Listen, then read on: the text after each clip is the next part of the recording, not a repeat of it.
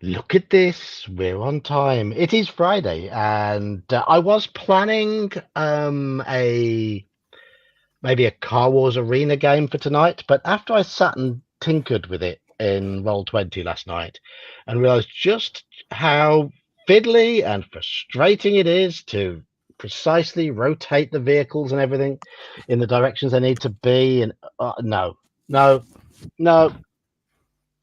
I wanted to shout at Roll20 after 20 minutes. I can only imagine what potential players would want to do. So I'm not, I've binned the idea of playing a Car Wars game on live stream through Roll20. I need to find a different different method if we're going to do that. So there we go. There we go. I am joined by Intellectual Quandary and Joker. Hello. Hello, chaps, and we have Evening, people everyone. in chat as well. We have Just people saying in hi chat. to everyone in chat. Yeah, Mr. Baker, Brian James, Halakard, Jeb, Mercurius. Good evening, fellas. What it was with me, Mr. Baker, is it's spinning through full 360 degrees and trying to get it all to line up was just so horribly fiddly, and I just like. And I wanted to have a background grid on there to make it easy to have a map up there, but I didn't want the tokens snapping to the grid. And there's no setting to turn off grid snapping if you've got a grid there. It's stupid. It's stupid. If you turn off the grid, you turn off the grid snapping, but then the grid isn't visible. So you have to paste your own grid in. Right. You don't like sand. It's coarse and rough and irritating and gets everywhere. Well, you're not wrong. You're not wrong. You're not wrong. Yeah. We were often brought up with this sort of ideal of meeting a wonderful woman on a tropical beach and all of that sort of stuff. All I can say is no. I do in Blackpool. Don't do it anywhere near a beach. Nowhere near a beach. No. It gets everywhere. Right. Anyway. That's one thing I've never done. Don't sound like I'm missing out though.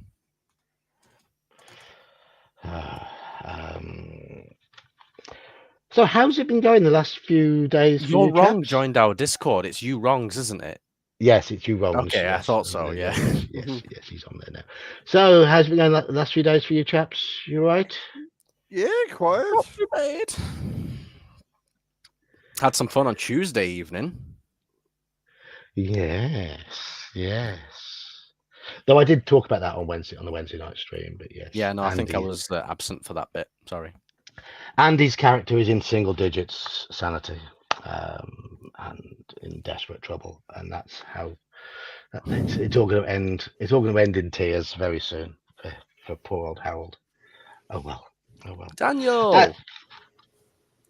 Hello, Daniel. And everybody in chat, have you seen that artwork that's been leaked for the new version of Dungeons and Dragons? The new Player's Handbook stuff. Mercurius is at it already. Have you seen that artwork that's been leaked? There's 4 or 5 bits I've seen, and oh my god. It's probably horrid. It's horrid. It is absolutely horrid. And it's just full of token nonsense. Of course, You've got orcs in sombreros. You've got a pair of dwarfs with each other's faces tattooed, giving the impression that they're a couple. You've got and a group with all dressed in Victorian suits with one of them in a wheelchair. It's just where's the medieval fantasy gone? Where has that medieval fantasy gone? So of course my face-to-face group have trolled it and put each other's faces on the dwarfs. It went well. It's all about political signaling, isn't it now? And yes, how many inclusivity boxes can we tick in one image? Just let groups play how they want to play and keep the traditional fantasy images out there. And yeah, that's yeah. I'm going to stop there. Every group can play exactly how they want, but just don't make the modern zeitgeist to be the default. Correct. Yeah. On that note of ticking boxes, the last episode of Doctor Who live on BBC iPlayer at midnight. Is it? I Yeah. haven't been watching it. I haven't watched it. You mean the last of this series or the last ever? Yeah. No, don't be Okay. silly. I was thinking, what? Okay. They don't. My face-to-face group have done a very good troll of it because two of them, Jordan and Mike, used to share a house, and so we always joked about them. It's not the case. I mean, they've both got their own fiancés, but they used to share a house, so we used to joke about them. And so what Jordan did is he superimposed his and Mike's pictures on those two dwarves, including on the tattoos. The picture is up in the Discord, and it's absolutely fantastic. It's absolutely fantastic, the troll, because that's all based on me having a joke with Mike saying, "Did you model for the left-hand dwarf because he's got your haircut?" So that's Jordan replied with that picture with their faces on it. So no, it was, yeah. Hey ho, hey ho. Yeah. How are you, Daniel? Doing all right. How about you guys? Yeah. Not bad, bad, not thanks. bad. I can't make the OSE game tomorrow. I think it's Gingerbeard running it, unfortunately, because I've got to work that extra shift in our busier shop, and there'll be no chance of me running backwards and forwards to play a game in a shop which has 3 times as many customers. So you lot enjoy that game tomorrow. I can't take part in it. Cool. You're wrong, and Gene are going to be there. Daniel, I imagine you're there. You're wrong. That's going to be his first session, isn't it? It is, I believe. It is. Oh, exciting times. OSE is really easy. All you got to remember when playing OSE is just be cautious. If you choose a half orc, you have to make him Slavic, okay? Because that's the rule. Oh yeah, we've got it canon. So if you play a half orc, you've got to use a Slavic accent. Blame Major's musings for that. But it's it's a deceptive game because it's very simple mechanically, but it takes a degree of skill to survive through lower levels because it can be very lethal. You've got to use the yeah. Your character died at 2nd level. Yeah, you've got to use your noggin. And yeah. Anyhow, I have a book here. Shall we read it? Shall we read it? I don't know. Oh, new person in chat? Question mark? Oh, I know who I am. Scorches. Hello, Ross. How you doing? Oh, How you doing? How did it was a stag do in Poland, wasn't it? How did it go in the end? That's a long way to go for a stag do. Yes. And it's an even longer story about the palaver he had booking it. Oh, yeah.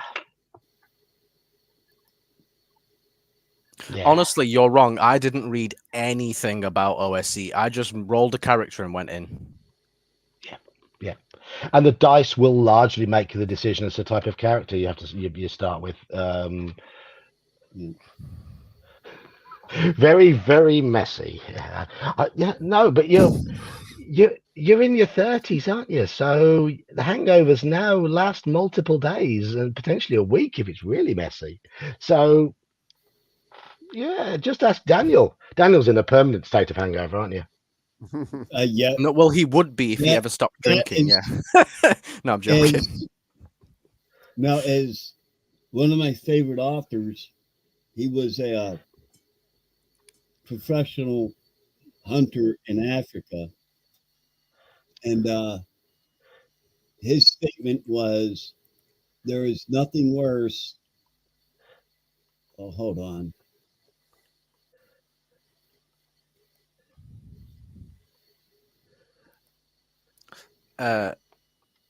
John, I can't see Dan's face. You might have to move Mercurious's thing. Sorry. I Nah, don't know. what the hell's mean- going on?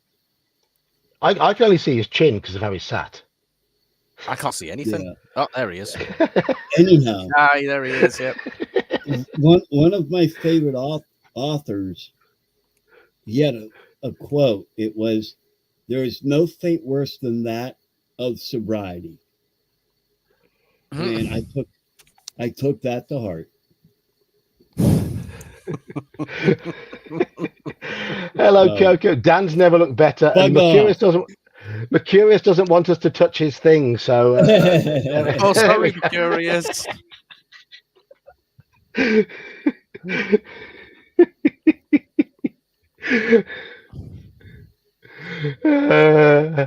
Right. Sorry, Dan. You're gonna have to deal with being blocked out. Mercurius is. No, he's all right. He's all right.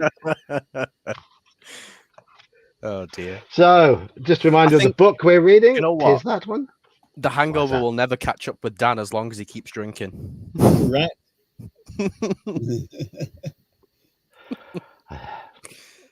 After my father-in-law's funeral, I had a hangover. The headache lasted 3 days. But you got a good stream out of it.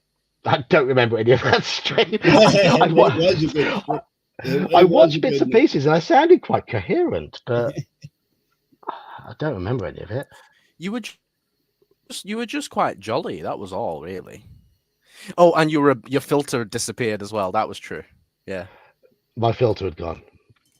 Yes, But yeah. you didn't say anything bad. The only thing you said was basically like, "Oh yeah, I remember I went off on someone once in live chat." But was I wrong? And I've actually looked back at that stream, and no, I wasn't wrong. I wasn't wrong at all. No, of course you weren't. No. Here's to the hangover. Yes, Daniel. Yes, I've got work first thing in Wait, the hang on. morning at our busy shop, so there's gonna be no hangover for me. So, in fact, you know what? Sod it. You three entertain everybody and You're behave gonna yourselves. get a tipple. I'm gonna go get a tipple. Yeah, I'm gonna have a Why? tipple. Yeah, go on. Right. So what In can that we case, I'm gonna like do to get him banned? maintain guys, my think of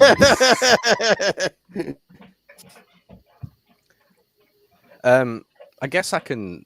Yeah, you're wrong. Like, honestly, don't worry about it. OSE is pretty easy going. Yeah. Like, it was the first It is. like role playing thing I ever played. All I did was roll up a character, name him, and then I just sort of went along with whatever was happening and rolled dice as and when I needed to, and that's Mhm. pretty much it, really.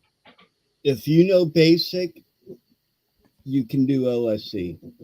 It's I mean, I knew OSC nothing, and I can do OSE. So, yeah. It's very easy.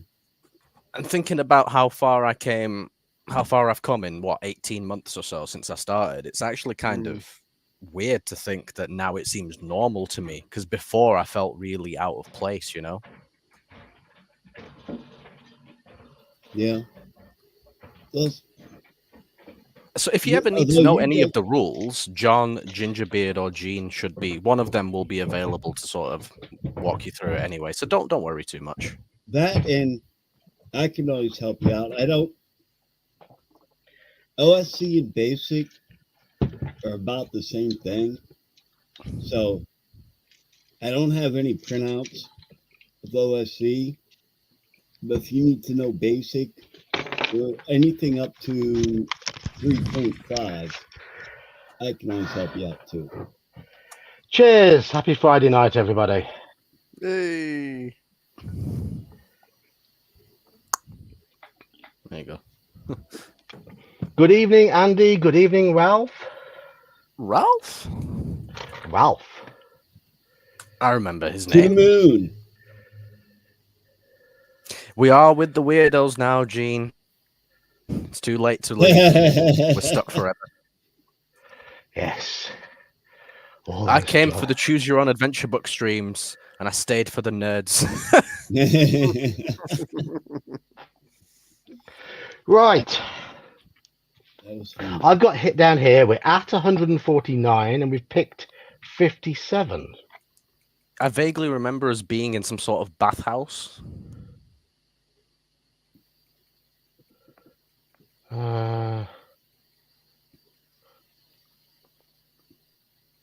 Booker T, as in the wrestler, Jeb. Oh my lord! No, Booker Who T and the remembered MGs. him? Who? Wow! Booker T and the MGs, it's banned. Wow! Sorry. Yeah, Booker T was a B-rated best wrestler back in the early 90s. Five time. Booker T and the Yep. MGs were banned in the late 60s, early 70s, I believe. Yep, Green Onions and Time is Tight are two of the most famous tunes, yes. Oh, okay. Right, I got the wrong one. Have you ever heard the old cricket theme, the Test Match Special cricket theme? I can't think off the top of my head. That's Booker T and the MGs. Oh, Mercurius thought the same thing as me. But yeah. Does that mean we're both going to be contrarians tonight, sir?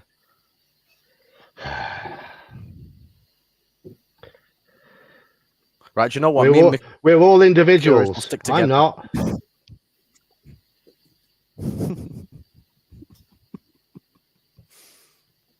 Right. Okay. Don't wrong, lie. Seth, You're don't going lie, to see you're going to Taylor see Swift.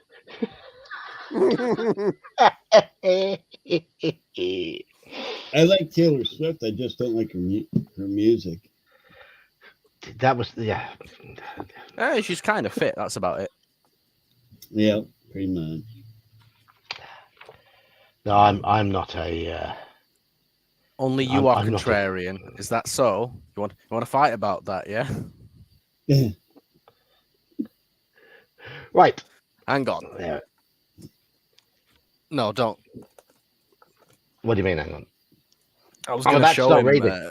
the Crocodile Dundee thing. Daniel hiding. Yeah, Daniel hiding behind. Here we go. That's not a knife. Oh, you're going to get me That's banned a off you. knife. You're going to get me banned off YouTube, aren't you? Yeah. There we go. That honestly is not a knife. Oh, you've started him off. I don't want to get John banned, so I won't show what I have close to. That is not a knife. That's a toothpick. Fight me. Okay, let's go. You'd probably win on a fist fight. It depends. I don't know. Mercurius, do you do any martial arts? Although, it depends on if you went to the shed or not. If you went to the shed, I might be all right. There's not enough room for me to even throw a punch in the shed. I don't know what you're on about. No, if you've been in the shed for an hour or two, you might be a bit dopier. Slow. Oh, A bit slower. Yeah. I actually think it helps because my heart's already pumping fast then. Well, that I'm gonna make an admission now on live on YouTube. The day I went for my black belt grading, at that time I was on I was trying out ADHD medication to see if it worked for me. I was on Concerta, which of course is an amphetamine based medication. Oh, I may or may not have taken That's an extra tablet or two that morning. The morning of my black belt grading. I'm not bouncing people off the walls. I remember how G'd up I was getting before each fight. I was very, very fidgety before my fights. So it worked though. I won. I beat them all. Black belt in macrame. Yes. So Mercurius says he's got a black belt in macrame. I said I'm an expert. macrame. Oh, is that how Macrame. you pronounce it? It's sewing type thing. Oh, I thought it was pronounced macrame, but whatever. I knew what It's it was. macrame, and in the U.S. it's macrame. Oh, maybe In that's the what in I the heard UK, it's macrame. Yeah. Okay, I'll say it properly then. Macrame, right? In the US, no, British. No, I just British put is I'm an macrame. expert in rolling. You could take that to mean whatever you want. Hello, dungeon crawling hobo. Is that someone who's changed their name, or is this a new person? I don't know. Is it a new person, or is it someone who's changed their name? I think It's not I think Richard I the Dungeon recognize Crawler, that. is it? I don't know. Maybe a distant relative. Really, my cat's being an asshole. Anyway, How the hell did I Church. type bro? I meant to type hobo. right. Shall we get started? I'm going to read the last bit that I did last week. Yes. And, yes, and then we're going to go straight to number 57 afterwards, which is the decision that you lot chose to make. Okay? yes, sir. So cast your mind back 7 days. You reach the door to the Visudyar without being seen, only to find that it is securely bolted from the inside. You are cursing your bad luck when suddenly you notice a window set into an elaborately carved panel above the door. Its iron shutter is open. Despite your injured arm, you manage to climb the nail-studded door and drop through the window into the silence of the trophy room beyond. An eerie collection of stuffed heads lines the walls of this private chamber. Most of those of reptilian desert creatures, souvenirs of imperial hunting expeditions into the dry main. Amongst the snake-like trophies are several that are far more gruesome, human heads. They are ghoulish battle honours, the heads of enemy commanders slain in battle during the countless wars waged by Vasagonia against its neighbouring states. You hurry out of the Visudyar and into a long marble corridor, where the walls are inlaid with veins of gold and studded with pink pearls. It leads to a large hall where palace guards and brightly robed courtiers can be seen walking to and fro. A colonnade of statues provides all the cover you need to reach a distant staircase unseen. As soon as the way is clear, you sprint up the staircase and arrive at a junction where passages head off to the east and west. At the end of each corridor, there is a door with a symbol engraved into the wall above. The symbol above the east door depicts a mortar and pestle. The symbol above the west door, an open book. And we chose to go through the east door. Here we go. The door is unlocked, and for a moment your heart sinks. If this room is indeed the Imperial Apothecary, where the Erda herb is kept, why is the door not locked and guarded? Anxiously, you slip inside and survey the interior. At first sight, it does indeed seem to be an apothecary.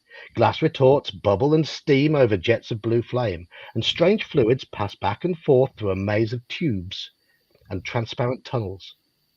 Hundreds of herb jars line the far wall, and 10 large copper urns, each full to the brim with rainbow-coloured powders, hang suspended from the soot-blackened ceiling. You begin searching through the herb jars, and suddenly you discover why the door was left unlocked. Stalking slowly towards you is the cat-like creature that guards the apothecary. Its eyes glow with a vivid green luminescence as it prepares to make its attack. We have a fight straight away. Yay.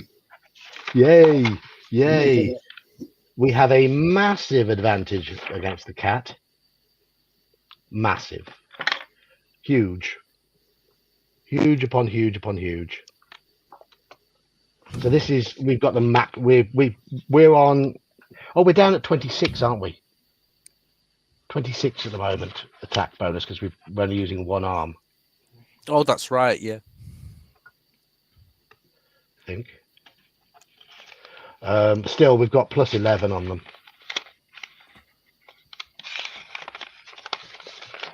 We haven't got any catnip, sadly. But here we go. Rolling with a we haven't plus had 11 any shit, advantage. though. What? Look at that. A plus 11 advantage. That's an instant kill. We've killed Kitty. Doesn't matter that it had 32 endurance. All its endurance is gone in one round. We maimed it last session, Halakar.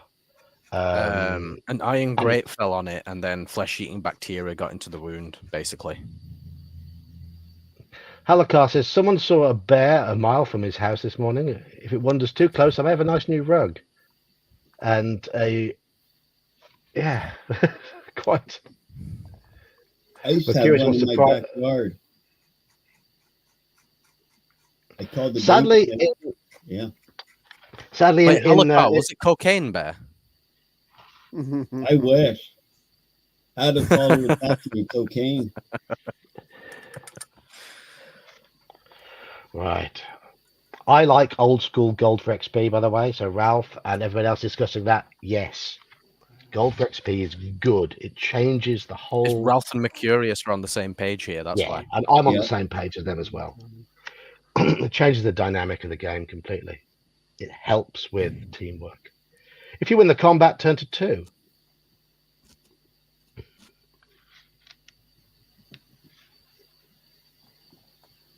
Oh, I should have put us up to 28 for the fight because we've got a mind blast, but hey ho. Oh, it doesn't matter, does it? Doesn't matter. It would have just been an even more instant kill.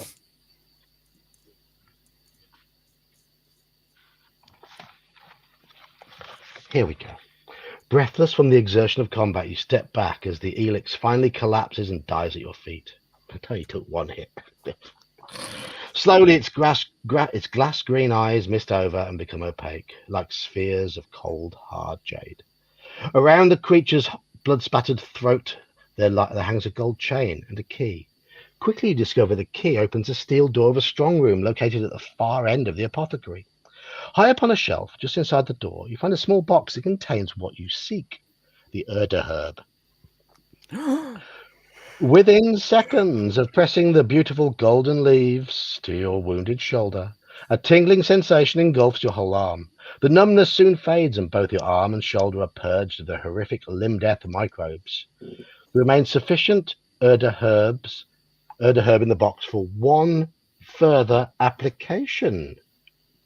Okay. Nice. Alternatively, it can be used to restore 10 endurance points if swallowed after combat. Yeah, no. So, Erda, 1 dose. We know what it does. We know what it does. And you may now restore those missing points. So we're back up to 29 brackets 31 with Mind Blast. Yes. After dragging the carcass of the Elix into the strong room, you lock the steel door from the inside. You notice there are in fact 2 doors to the strong room, the one by which you entered and a smaller one which is set into the opposite wall. The gold key also opens the lock of the smaller door. It opens into a corridor which leads into a narrow staircase, dimly lit by evil-spelling torches set haphazardly in brackets along the wall. The climb is steep and arduous. You suspect that these steps are a rarely used secret route to the strong room, but your suspicions are only confirmed when you arrive at what appears to be a dead end. A close examination reveals a narrow bronze door set flush into the wall. It's plain in appearance, except for the tiny keyhole located close to the floor. As you insert and twist the gold key, you are quietly confident that this bronze door will surely open. Very, very railroady in this bit. No choice to go back, try another manner of opening the door. It just sort of pushes you along. Make a few choices. Yeah, so, yeah, we're in a railroading bit of this book. Lots of reading, so I'm just going to wet my whistle and relax and put your feet up.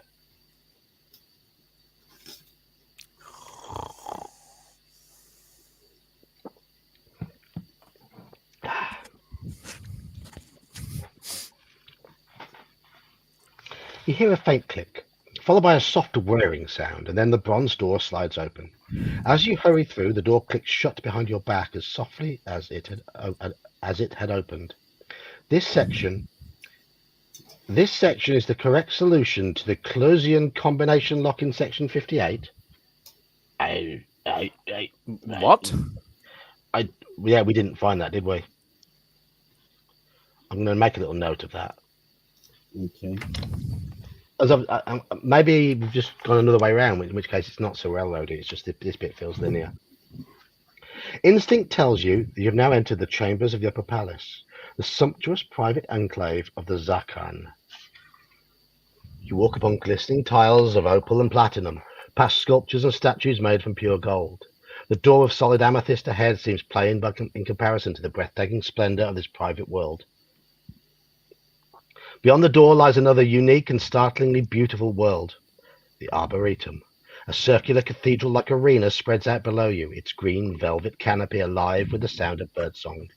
Trees of every color, shape, and size flourish in the deep, dark soil of the floor.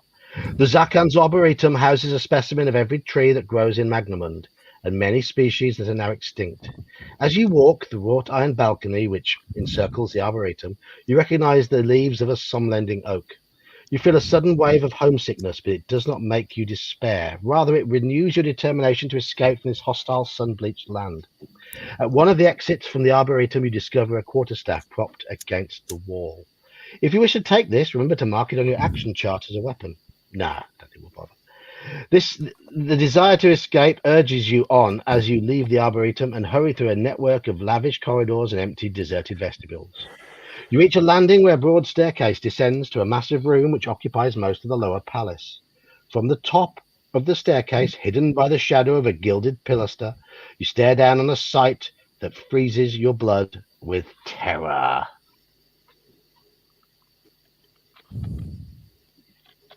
Turn to 200. No choices yet. Oh, there's a part 2 of this book. Oh, hang on. Ah! This is why this bit's linear, because we're at 200, and 200 is the final bit of part 1 of the book. Ooh. So this is it's a two-part story, and this is the end game of this part of the story. Upon a raised platform carpeted with scarlet fur sits the Vasagonian Emperor, Zakan Kimar. He is clothed in a shimmering golden robe that is devoid of ornamentation. In his hand there is an orb of black metal, and in his eye there is the ice-cold cruelty that chills your spine. The Zakan is a man of awesome countenance, but he pales in the shadow of his unnatural companion. Before him stands the cause of your terror. A helm as black as death itself hides the face, but the stench of decay and a hideous sepulchral voice betray the being's identity. Give me lone wolf. It is the fell voice of one of your mortal enemies, a Dark Lord of Helgadad. As the Zakan rises to his feet, you notice a flicker of doubt, perhaps of fear, dim his cruel gaze, but he is quick to mask it. The Kai will be brought to you at sunset in exchange for the Orb of Death. It is agreed. You have the orb, echoes the chilling voice. Give me lone wolf. The Zakan hides his fear well, but time is not on his side. He's playing a deadly game of bluff with this Dark Lord. Yet the fact that he has not yet been discovered is evidence of his powerful will. For you sense the Dark Lord is persistently clawing and probing at his mind with his psychic powers. You will get your Northlander, Lord Hakon, says the Zakan, his voice curt with anger, when you tell me why your servants defile the tomb of the Margin. You claim to have no need for gold and jewels, then why then do you plunder the graves of our ancestors? A deathly quiet fills the hall. Only the unnatural hiss of the Dark Lord's exhaled breath disturbs the silence. This land, this insignificant speck of sand, harbors 2 small thorns that prick our skin. We seek to remove them both forever. The fledgling Kai they call Lone Wolf is the thorn that denies us Summerland. The tomb of the Margin hides the other thorn that threatens us, the cursed book of the Magna Kai.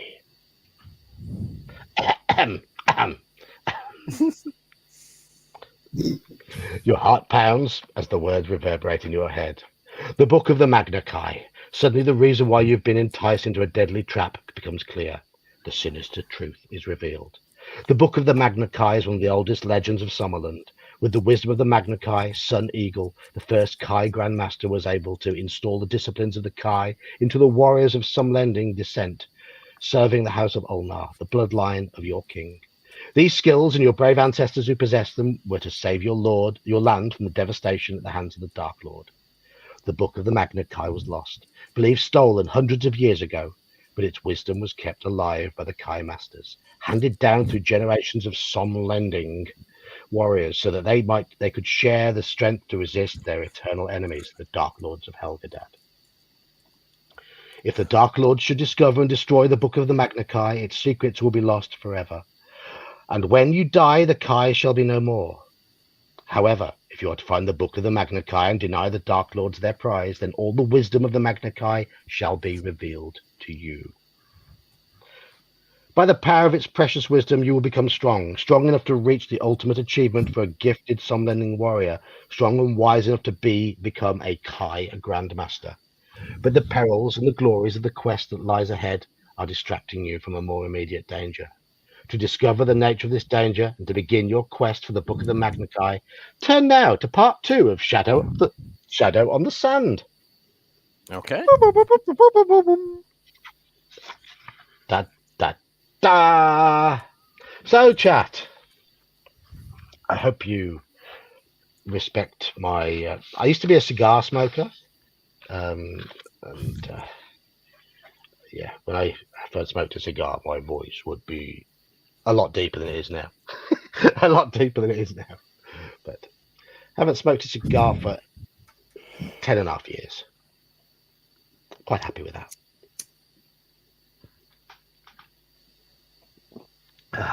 What, so smoking makes your voice deeper? Oh, I never knew that. Smoking and inhaling cigars certainly does. Yeah. Getting back from getting beer just in time. Well, there you go, Gene. Cheers. Cheers ears, as they say. Is that what they say? Cheers ears. I've heard cheers big ears. Yeah. We just say cheers ears. But cheers big ears, yes, yes. So, hopefully, chat are going to be able to make some decisions now because we've got a nice busy chat tonight. And I'm really, really happy like that. The Cursed Book of the Magna Carta. Well, it didn't end particularly well for King John, did it? Yeah. King John, 1199 to 1215, I believe.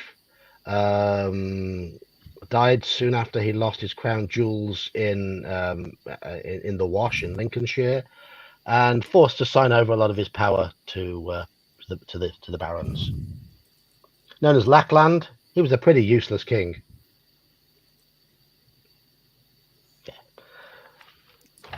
Not one of our finest hours was King John. Not one of our finest hours.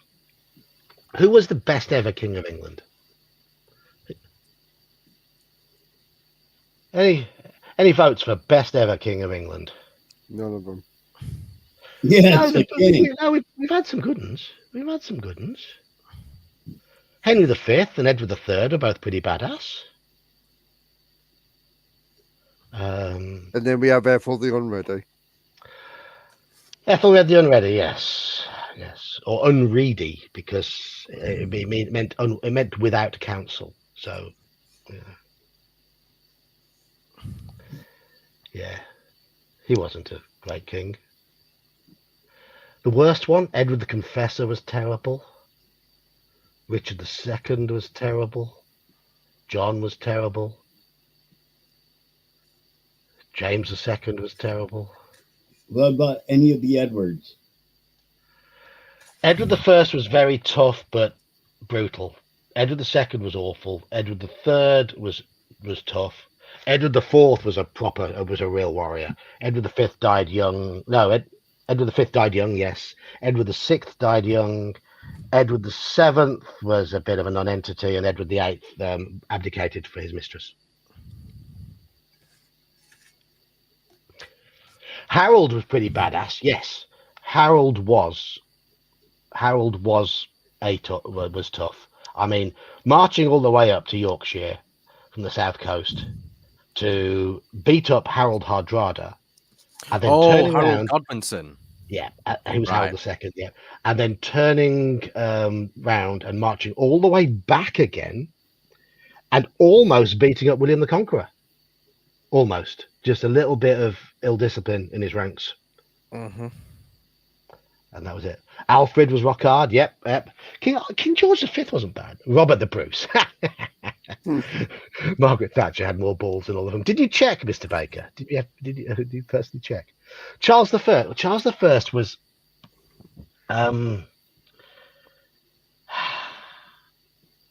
he wasn't great. Charles I.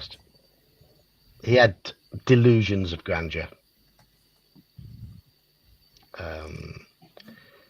He was a bit Don't over. all of them. No, well, no, some of them didn't. Look at Edward IV, for example. He was a real warrior king. Henry VI was terrible. Henry V was hard as nails. Henry IV was crap. Henry I was pretty tough. Henry II and III, both a mixed bag. Everyone hated Charles I. Yeah. He wasn't a popular king. He wasn't. He was a little bit delusional, shall we say, and it cost him his head.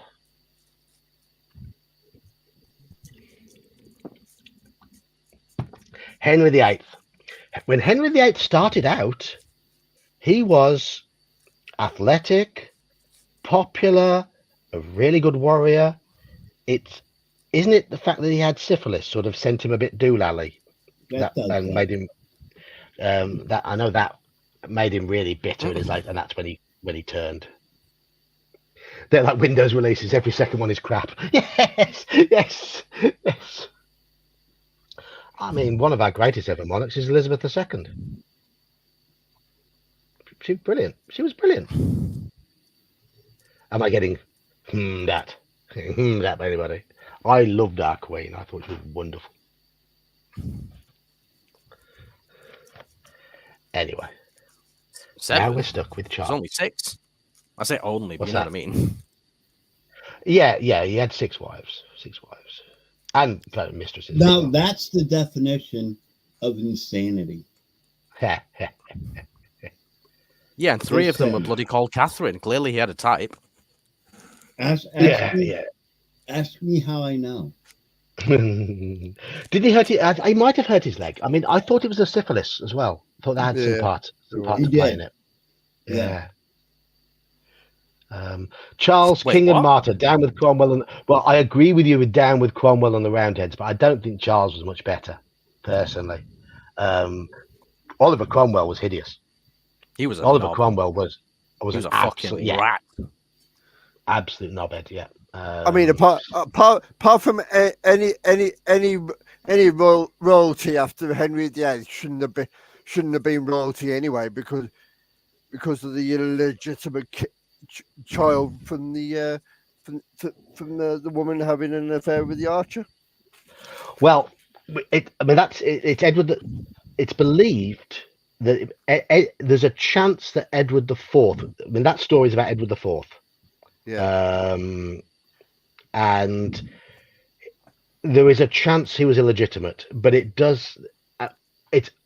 Historians have argued about it. There's quite a strong case made for him being illegitimate. And I was going to say, I watched the Tony Robinson documentary on it that he did.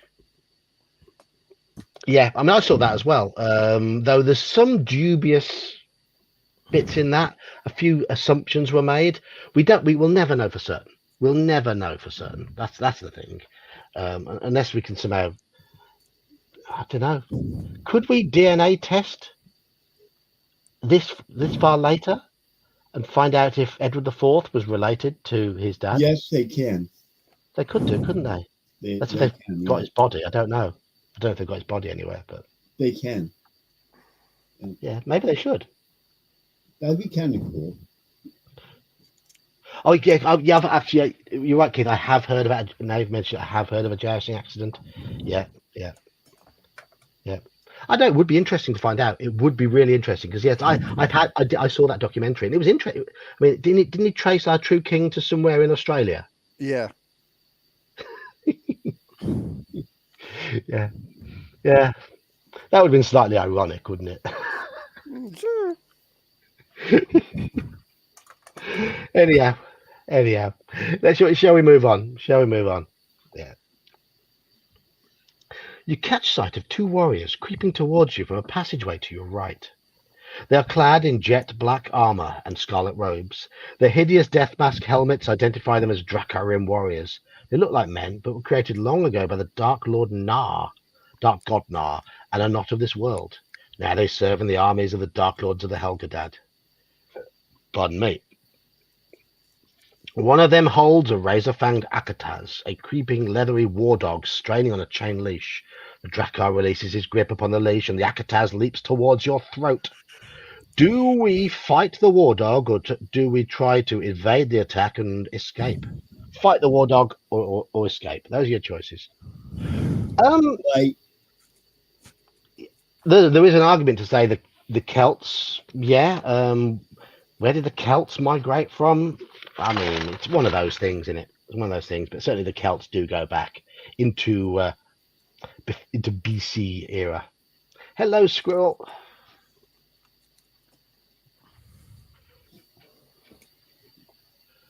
Fight, fight, fight. Right, so I've had 6 votes for fight so far. Squirrel's Yeah, dived in why and voting for fight straight away. Iman hasn't voted, but I don't think he needs to vote because look at that. Well, 7. does it matter what I say? Because Mercurius is going to vote for Runaway, and then He I is. feel like Yes, I was he going to is. anyway. But Yeah. But then it would be 8-2, and you'd be outvoted. But you know what? I might just do it just to piss him off, so that he's not the only contrarian. Ralph might be right there.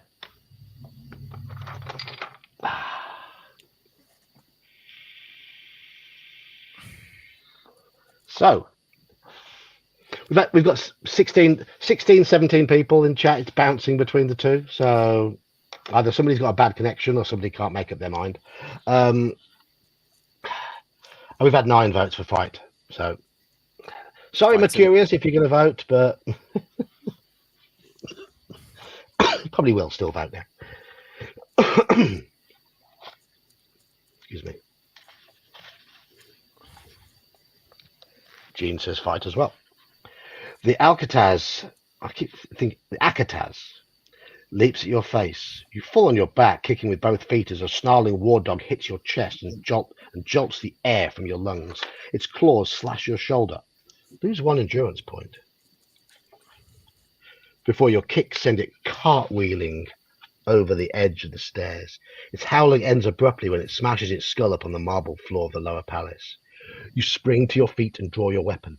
The Dracorim are moving towards you when a terrible roar of hate and rage fills the hall. Kill the Kai! As one, the evil Dracorim unsheath their black swords and prepare to enact their fell master's command. So I should have said, kill the Kai, because it was him shouting it. They run forwards and attack you simultaneously. Okay, let us fight. Good luck, guys. You ain't shit against Lone Wolf and the Summer Sword. Well, yeah, we've got a combat skill now of 31 with the Mind Blast against their 18. So I'm sorry. I'm sorry, Dracorim, but... There's no point rolling, is there? Well, no, we might lose a little bit. We might lose a little bit of... But we already have more than a 12 advantage. Or is that not how it works? It's not how it works. So enemy 4 gives enemy -12, Lone Wolf -2. So it's chipping away. It's chipping away at us. Just a flesh wound. Yeah. And there's an 8. An 8 is a kill result. So we've lost a total of 3 stamina in that fight. But there's 2 of them. Does it instant kill them both? No, it joins them, but yeah, it also it does. Oh, Fight, okay. It says, yeah, they attack you simultaneously, yeah, and it counts them as 1. So That's how one it does sword it. swipe went through both of them. Nice. No, there was 2 sword swipes there. I rolled twice. So. Yeah, but the second one was the instant kill, so that would have been Oh both. yes, it was. Yes. If you win this combat, turn to 3, 4, 5. Once I caught a fish alive. You're wrong says, is murder really murder if there's no witnesses? That's the tree. Well, No, it's just a slaying. yeah, ask the tree in the forest, yes. That's funny.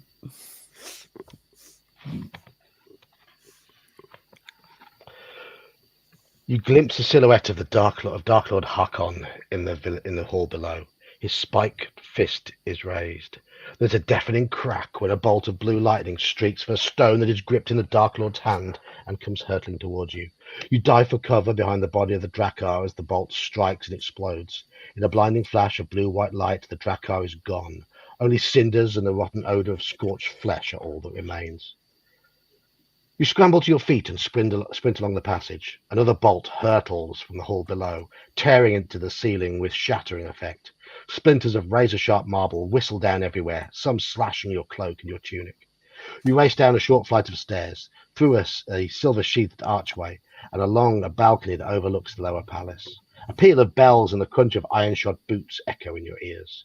The Zakan has sounded the alarm, and now his guards are closing in on every side. At the end of the balcony, there's another archway and a staircase. Both appear to be deserted. Archway or stairs? Archway. Archway, yeah. So we've got 2 arch, 1 stairs from my panel. Archway or stairs? Halakar's throwing in South Park quotes. Ooh, I'm on a panel. Yeah. I don't know many South Park quotes apart from "They got dubs." Get Kenny! It's small. Dub. He took his dog! My ball, I'm going home. You are? No, that's Go, the Kenny! South Park. Ah. Screw you. I'm going home. Screw you guys, I'm going home. There you go. What was the do not disrespect my authority? No, it's you must respect my authority. I thought it was do not disrespect. No, it's you must respect. Are you sure? Yes, I am. Huh. Maybe I'm having a Mandela effect. You must respect my authority. I thought it was do not disrespect. Huh. You must respect my authority. I don't know if the stairs are up or down. down. Let's have a look at the stairs again. No, it just says staircase. It doesn't say anything more than staircase.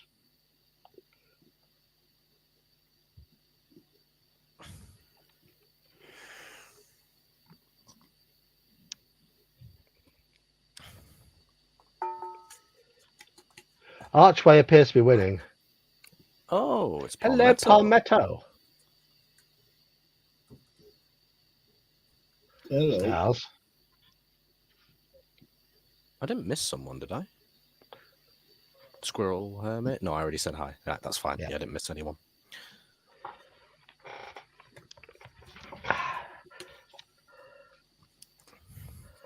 So we're on. I make 1, 2, 3, 4, 5 votes for stairs, 8 votes for archway at the moment. Anybody else going to vote?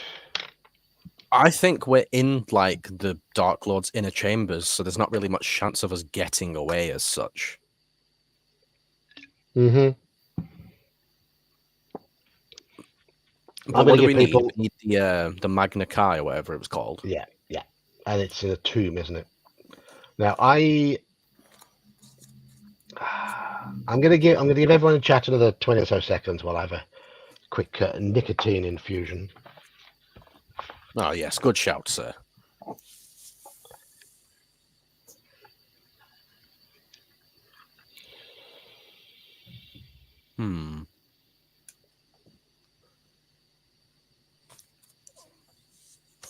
Palmetto says archway as well. Okay, well, I think Palmetto's. I thought Palmetto. He hasn't already voted. So Palmetto saying archway pushes archway into the ascendancy 9 when we've got 17 people. So There we go. It's Archway. So you There's had some to weeks. yell that you were being attacked each time that you shot something, otherwise you weren't allowed to, or what? What's that? Halakar's comment. Where? What? It's a bit further above. Oh, right. Okay. Right. So that to make out the animal was attacking them. Right. That's what I got from it, yeah. Yeah.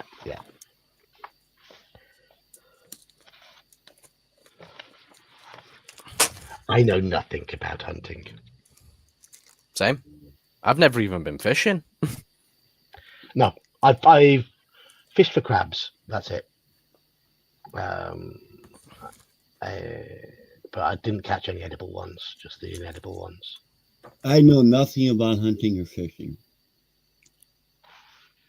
You That's seem like what- the type of person who would know about hunting, considering how many guns you have. That was sarcasm. Oh, okay. Went way over my head, mate. I've only ever fired a gun once, and that was a shotgun when I was clay pigeon shooting. No, I And I hit about enough 70% of clay. I hit about I- 70% of clays on my first ever go, so that was all right, I guess. I use fishing rods as my curtain rods. I can I believe am that. not redneck. Yeah, Hello, Doc. yeah. Hello, Carl. Crabs. My friend got those in the Philippines. I've never on that point, I've never had that. Notice I'm looking up and to my left, which means I'm lying. And on that note, I'm going to keep on reading. You run through the archway. You run through the archway and straight into a black-robed palace guard. You bruise your ribs, and the impact throws you off balance, but you manage to grab at the wall to stop yourself from falling over. The guard lies sprawled upon the floor, yet with incredible swiftness, he draws his shining steel axe and lashes out at your vulnerable legs. Speaking of hunting, pick a number. Roll d10. Add 2 if you've got hunting. Oh, that's not good. Uh-oh. Whoops.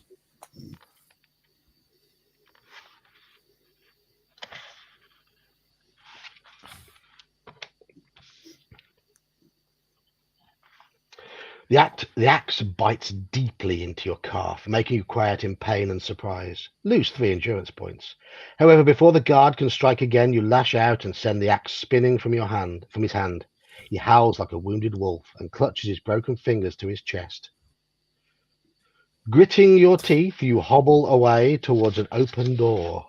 The air is now alive with the sound of pounding feet. It did What? 3 We just damage. let him live for that? Come We're on. trying to get away. He's done 3 damage to us. The air is now alive with the sound of pounding feet, for the Grand Palace is on full alert. Both the Dracorim and the Palace Guardsmen are hell-bent on finding you. Their lives will likely be forfeit if they fail. Beyond the door, a bridge rises over an enclosed garden. It connects with the palace to a needle-like tower of milk-white marble. At the entrance to the bridge, a narrow stairway disappears down towards the garden below. Cross the bridge and enter the marble tower, or descend the stairway down to the garden. Bridge or stairway? Garden. Stairway. All right. Yeah. Bridge. Answer bridge or stairway. Stairway. Garden. Stairways to the garden, yeah? Stairway. Okay. 1, 2, 3.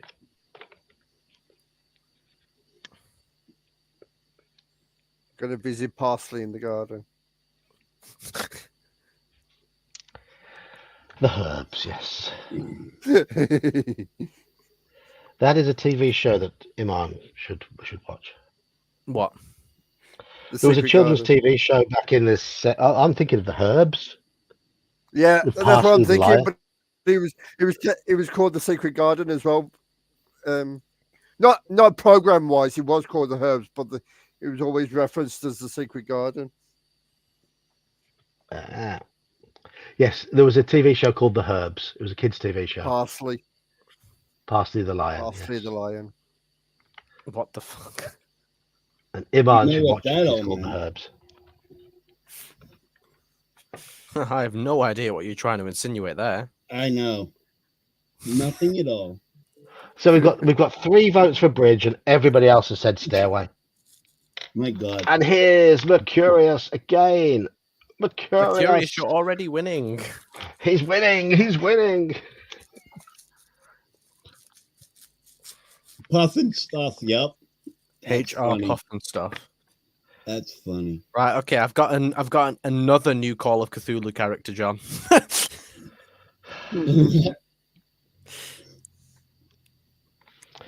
Yes. Dr. Ted E. Bear, Sergeant Buckshot, and Dr. Herb N. Haler. Yes. Those are the 3 he's had so far. Yeah. So we are descending the stairway that leads to the garden below. 215, sorry.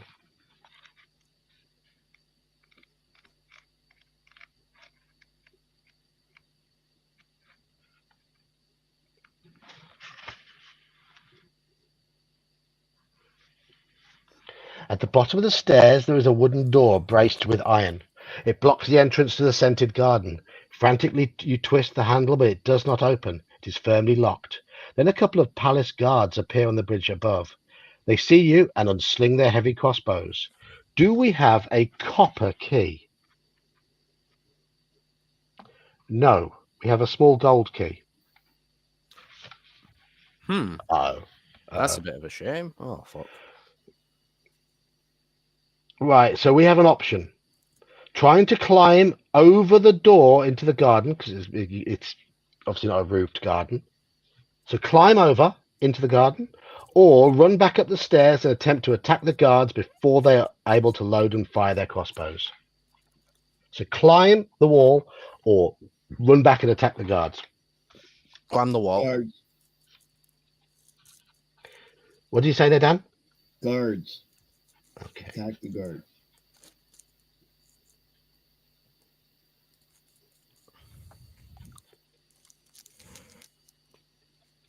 Well, you are heavily outvoted at the moment. Imagine that. Yeah. One of those days. Are you taking over from Mercurius? Yep, I guess I am. That was funny right there.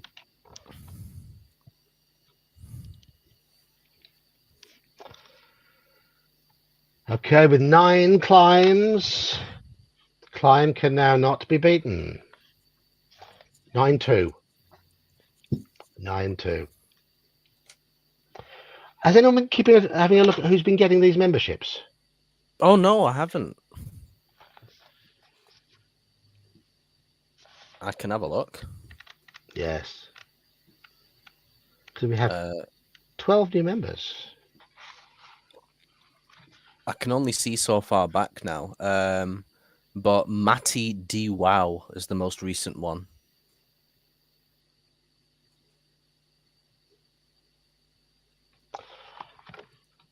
I know where I can find out, but just bear with me.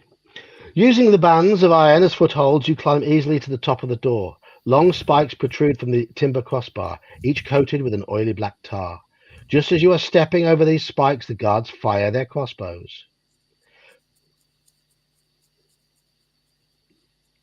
Okay, so if we are rank Guardian or higher, yes.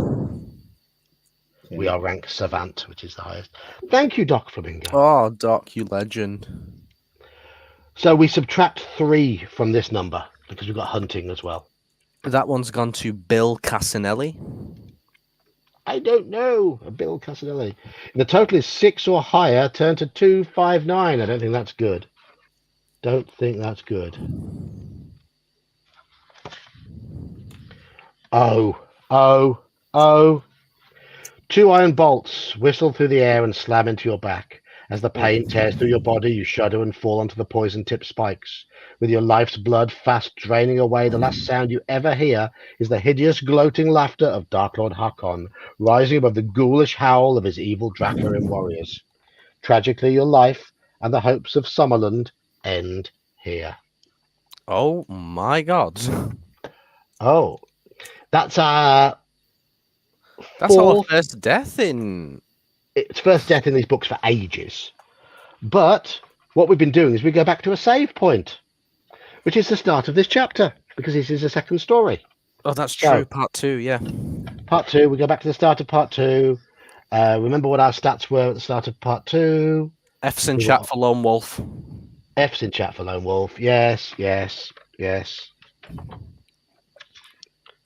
We hadn't. No, okay, we're fine. We are fine. We haven't died since book 2. No, we hadn't died since book 2. No, well, that was due to randomness as well. Roll for system shot. We must have failed. Yeah, yeah. Hey, Steve.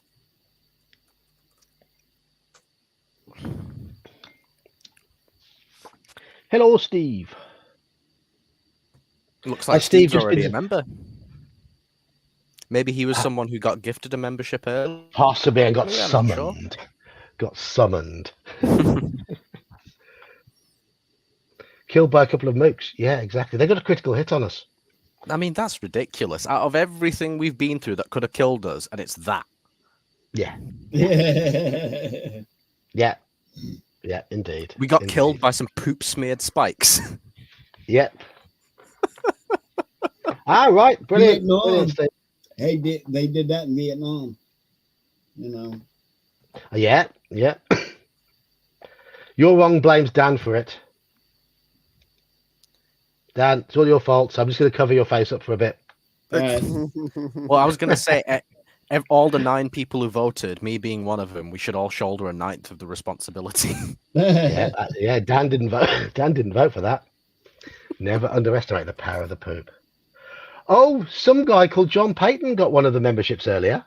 Huh, I wonder who that is. That's my work YouTube account. It's my work Google Yeah. account. Turn it off so other people can get them. No, I'm joking. You got a I membership watch to your own YouTube at channel? work. Yeah, because I watch YouTube at work. But it's got my work Gmail account attached to it, so that's what I use. So yes, thank you whoever gave me a membership to my own channel. And yes, I do subscribe to my own channel with my work Gmail account. Of course I do. Every YouTuber does if they've got a second account somewhere. Yes, I don't have a second account, but if I did, I 100% would. Yes, yes. Do you know what? Now that I've got intellectual quandary, maybe I should make a real one, like with my real name.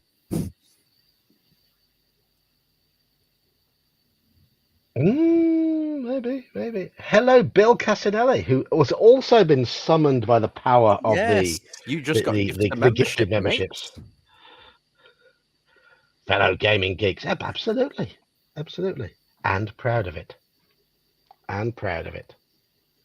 Right, we've just died. So we're going back to the start of the chapter, which is only 201.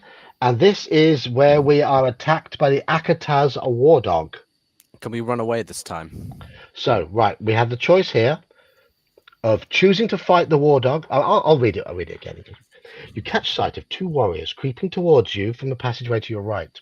They are clad in jet black armor and scarlet robes. Their hideous death mask helmets identify them as Dracoran warriors. They look like men, but were created long ago by the Dark Lord Nar and are not of this world. Now they serve in the armies of the Dark Lords of Helgadad. One of them holds a razor-fanged Akataz, a creeping leathery war dog straining on a chain leash. The Drakkar releases his grip upon the leash, and the Akataz leaps towards your throat. Do we fight the war dog, or do we run away? It's up to you. Well, no, last time we fought the dog, Doc, and we ran Yeah, we away did. anyway, so... Yeah. Fight dog or run away. So Run! Like, okay. Don't worry, Halakar. I've just spent 460 quid on these new glasses. 460 quid. And to be honest, You still can't see. they're not great. And that's they're only fractionally better than my previous ones, and I'm really disappointed that I can't see close up with them. Do you not get like a warranty or something?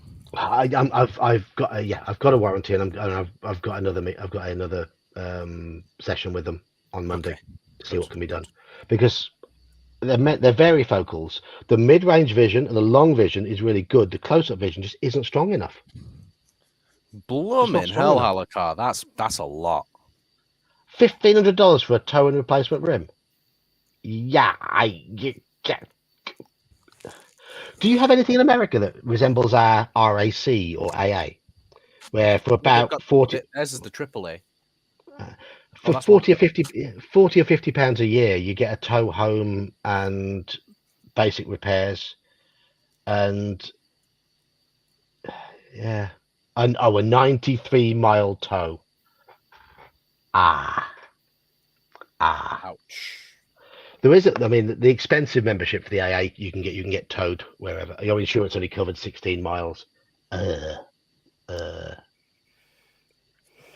The only time I've been that far away from my house in recent times was when I went to the Games Expo. Well, I had a bit of, I don't know if I mentioned it on Wednesday, but I've been pricing up a new computer, looking at various bits to try and I'm going to get an Intel i7 or Ryzen 7 chip, 32 gigs of RAM and a 16 gig video card and all that sort of stuff. So I can actually stream much more modern games much more smoothly, and it can run triple monitors with a whole new desk and all of that. And I mentioned it to my wife in the car the other day, and worst place to first thing she said was how much, and I was like, it's about £1,800. And she was like, what? How much?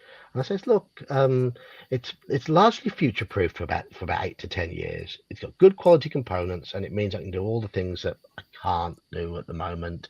And it's an investment. And then can I steal your old one? Yeah. And she says, I tell you what, when my inheritance comes in, you can have it. No need to save up. Oh, because her that's father so passed. sweet. Her father passed away a couple of months ago. Mm-hmm. Oh, bless her. So, cheers, Tom. Whatever you leave, Becky, it's paying towards my new computer. Thank you. And then there's so me. Sweet, I dropped $1,500 in one day on 2 rifles and reloading equipment. My wife did not bat an eye. She's like, yeah, that's cool. Spent $35 on a big bottle of Maker's Mark, and she flipped her lid. I'm like, what the hell? She literally dumped it out. Welcome to No. You want to see a marital fight? Yeah, it happened. Not that we fought physically, but there were words said. Like, I just spent. Yeah, if you spent all that money, guns. her wasting it just makes it worse. Exactly. That's my point. I'm like, $35, and you're bitching about that when I just spent 3 house payments on gun stuff. House or gun? House or gun? Yeah, and like or life. Right. Anyway, we have a vote. He's have a married. vote. That's not an option. Sorry, Joker. We have a vote. So, chat. Pay attention, chat. Pay attention, chat. Chat. Fight or run away. Lots of you haven't voted yet. You know what this calls for? Die roll. No. Holy hand grenade. There you go. This isn't Worms. How about the bunny? Saxius. It calls for a exclamation mark Saxius. Run away. It's only a blood wound. Flesh wound. I'm sorry. It's all right. I go with run, dog. fight. I go with run, dog. fight, run. Fight. Run, fight, run. Always fight. So we got fight, fight, run. What are we at so far then? We're at 8 runs, 5 fights, and I think is that a Well, I said What's- run, so yeah 9 runs now. Brian says fights, so it's 9-6. 9-6. So we are running away. How is this a question? Are you getting addicted to being shot in the back? Well, at least if we die again, we've only got to come back a short way, haven't we? there's a So few let's passages between here and there. yeah.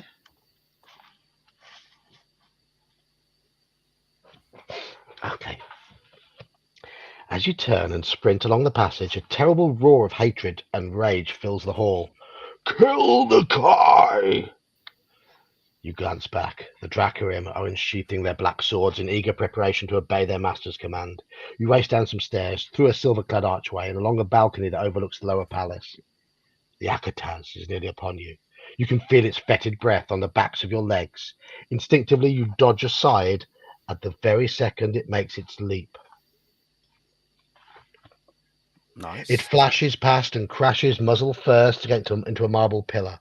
A howl of pain leaves its broken mouth as you step forward and strike it a death blow. This is one attack dog that will never attack anyone again. You glimpse the grim silhouette of Dark Lord Hakon in the hall below, his spiked fist raised. A Draco appears as if from nowhere and advances upon you. His black sword is held high above his skull-like helm, poised to strike. There's a deafening crack, and a bolt of blue lightning streaks from a stone in the Dark Lord's hand and comes hurtling towards you. The Draco lunges and wounds your arm. Lose 2 endurance points. So we lose endurance both ways. Yep, looks like it. But he now stands in the path of the bolt. In a blinding flash of light, the Draco is gone. A heap of glowing cinders on the rotten odor of scorched flesh are all that remain. At the end of the balcony, you can see another archway and a staircase. Stairs or archway? Archway. Archway again. Stairs or I'm archway? gonna be an asshole. And we do have a piece of artwork. I'm not doing Oh, it. odd fuck. Stairs.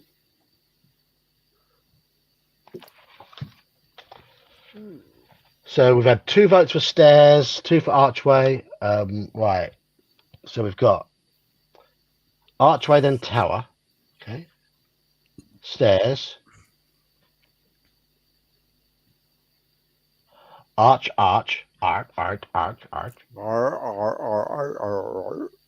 Archway, there's 2 guards on the stairs. Okay. So that's 6-3. You metagaming. Learning from mistakes, it's called.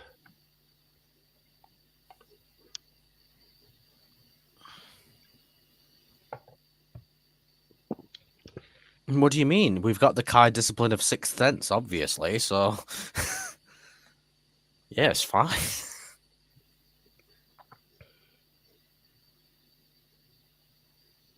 Do you have anything similar to a car MOT in America? A what? An MOT, it's a roadworthiness check. Our cars, you have to have a roadworthiness check every year. It's called state inspection. All right. It depends on what state. Like, I live in Pennsylvania. Yes, you have to have one. Ohio does not. Depends on what state. But yeah.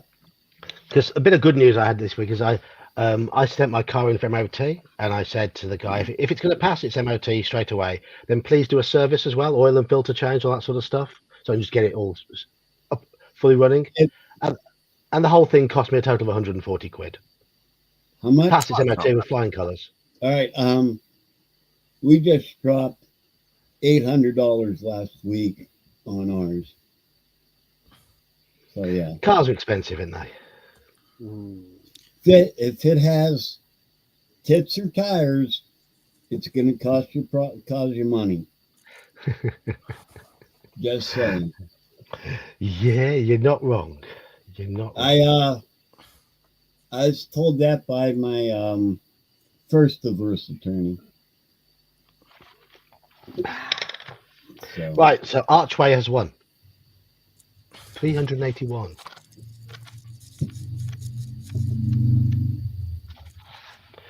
You run through the archway and straight into a black-robed palace guard. Oh, it's hit this guy again. Yeah, we did this one, yeah. You bruise your ribs and the impact throws you off balance, but you manage to grab at the wall to stop yourself from falling over. The guard lies sprawled upon the floor, yet with incredible swiftness he draws his shining steel axe and lashes at your vulnerable legs. Okay, let's see if we can avoid getting hit this time. 5, yes, 252.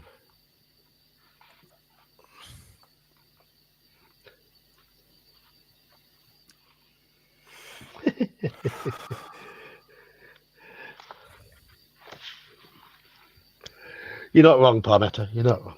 Not wrong. You whirl your feet away from the shining steel and narrowly escape being wounded as the axe bites inches deep into the polished stone floor. However, before the axe can strike another blow, you lash out and send the axe spinning from his hand. He screams as he clutches his broken fingers to his chest. You turn and run towards an open door.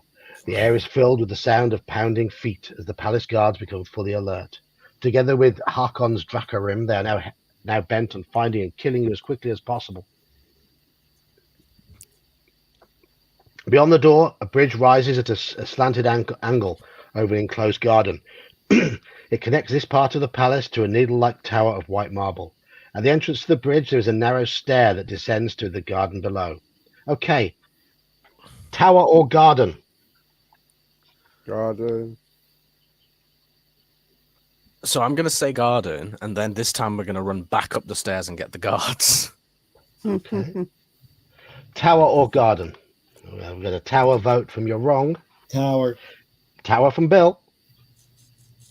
Tower from Halakar, and tower from Daniel. Tower. And Jean. Oh, no, Jean goes garden. So, yeah, we're at 4 tower, 3 garden. Palmetto says tower. Brian and Ralph both say tower.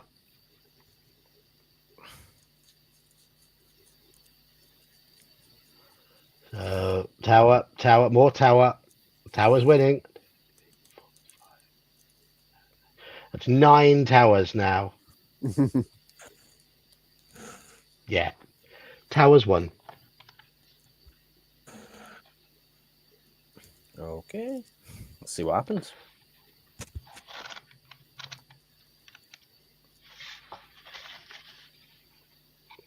Inside the cool marble tower, 2 flights of spiral stairs converge at a landing. You detect the sound of distant running feet. The sound is gradually growing louder. It is coming from one of the spiral staircases, but you cannot determine which one.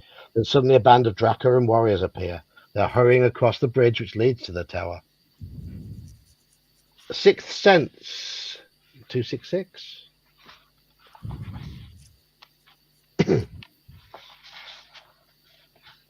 Your Kai skill warns you that 2 palace guards are running up the spiral stairs from their guard room located at the base of the tower. Quickly you ascend the stairs before the Dracarim enter and see in which direction you've escaped. There we go. Cheers, Bill.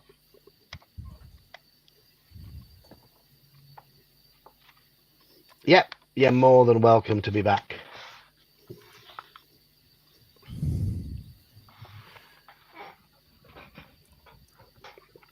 (322). The stairs are both long and steep. You gasp for breath and force your aching legs to climb, for the Dracarim are no more than a dozen steps behind you. At the top of the tower, an open arch leads out onto a platform where a huge kettle drum stands in an ornate wooden mount. The drum is used by the tower guard to send messages to the other palace towers. A bleached hide is stretched across its surface, and a black wooden beater hangs from the side. Okay, we have an option here. Do we push the drum down the tower stairs, or do we ignore the drum and head out to the platform? I'm actually really tempted to push it down the stairs. Drum. Push it. Yep. Push it, fuck it. I thought an option would be to slash the drum open so they can't use it, but okay. Oh yeah.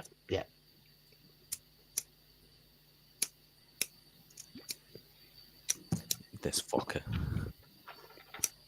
Oh, okay. I'm gonna close the votes now.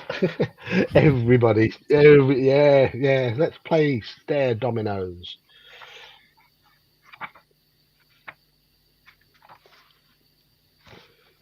The heavy copper drum rolls from its wooden base and crashes down the tower stair, a thunderous boom echoing from the dark as it careers on a collision course with the enemy. Their screams of horror are cut short when the drum hurtles through the ranks of the Dracarim, crushing them against the hard stone steps. Your quick action has scattered your pursuers, but victory turns sour when you discover that you are now trapped. There are no other stairs leading down from the platform. You have delayed the Dracarim, but your reprieve looks as if it will only be short-lived. If you possess a rope, you can attempt to climb down from the platform to the garden below. We do. We do, yes. I think we've got 2 ropes. I think, yeah, you might be right.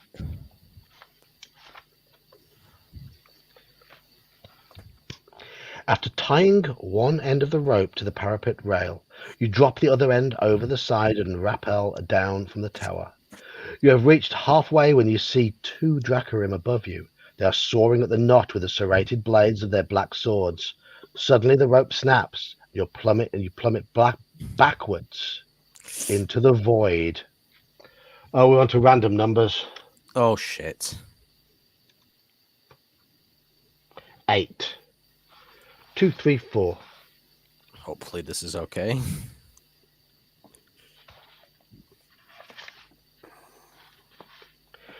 You tumble and spin in a complete daze, totally unaware of whether you are falling head or feet first.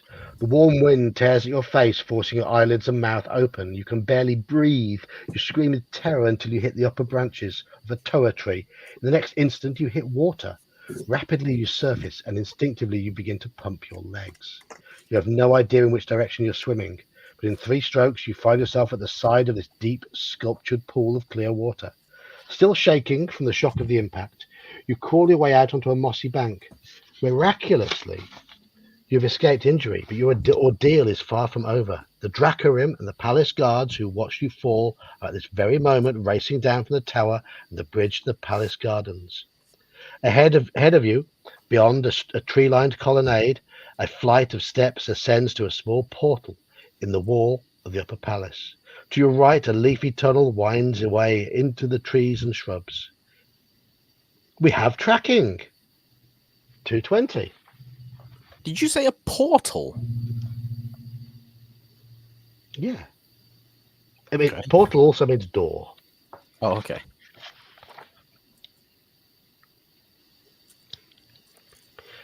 Your Kai sense of tracking reveals that the winding path leads into the Zakan's arboretum, his cathedral of trees.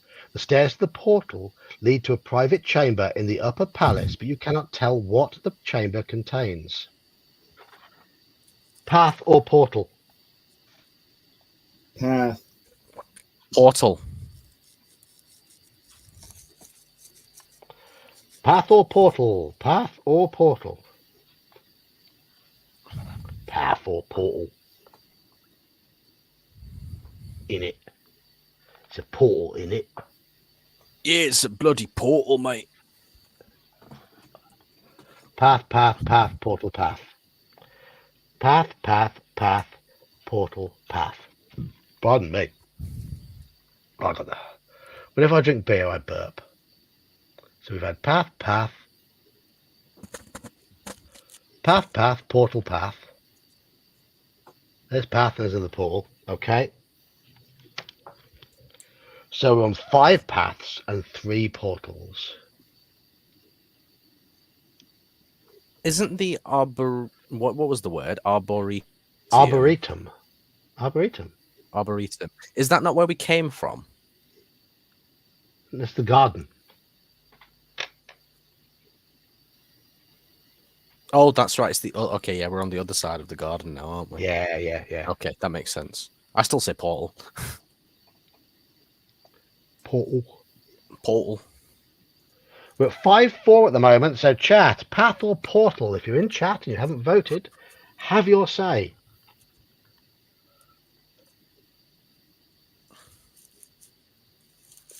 One man, one vote.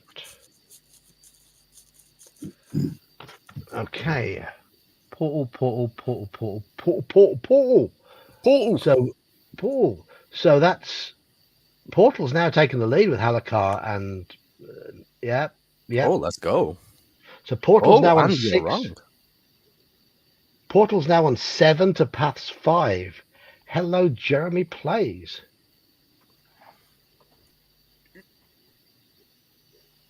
So 7 people have voted Portal. 5 have voted Path. Anyone else gonna vote? Portal. My little octopus here is Portal. called Jeremy. It's a song by Pearl Jam as well, I believe. Yeah, it is. It was about their best song.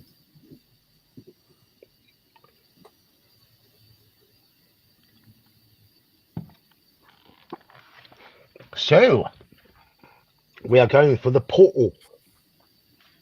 352.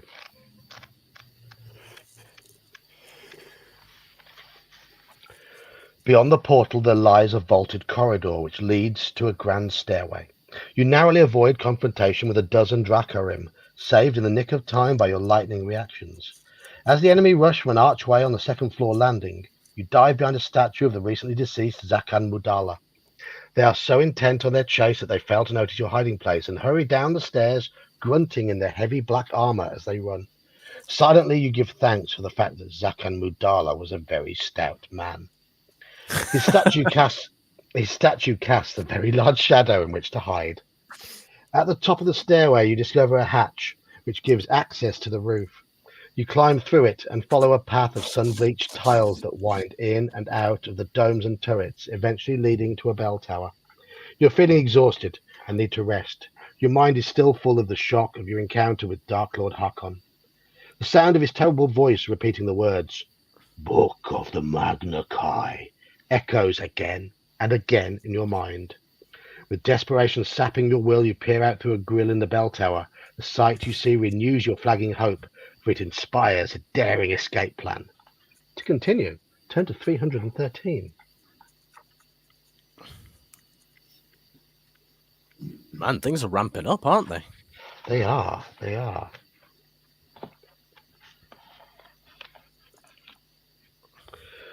Below the bell tower, you see a line of Itikar pens, each with its own circular landing platform. Itikar are a breed of huge black eagles that nest in eyries high in the peaks of the Dahir and Vakar mountains. The Vasagonians have long since tamed these giants of the skies, using them as winged mounts for their army leaders, their scouts, couriers, and envoys. An Itikar and rider swoop down from out of the reddening sky and alight upon the platform nearest to the bell tower. Slaves hurl a rope to the rider, who in turn fixes it to a saddle ring before he jumps to the ground. The Itikar caws and beats its huge wings as it is slowly winched into the pen by a hidden capstan.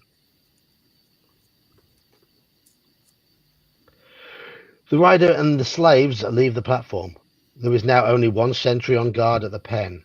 If you can overpower him, you should be able to make your escape from the Grand Palace on the back of this giant bird. Do we possess a blowpipe and sleep dart?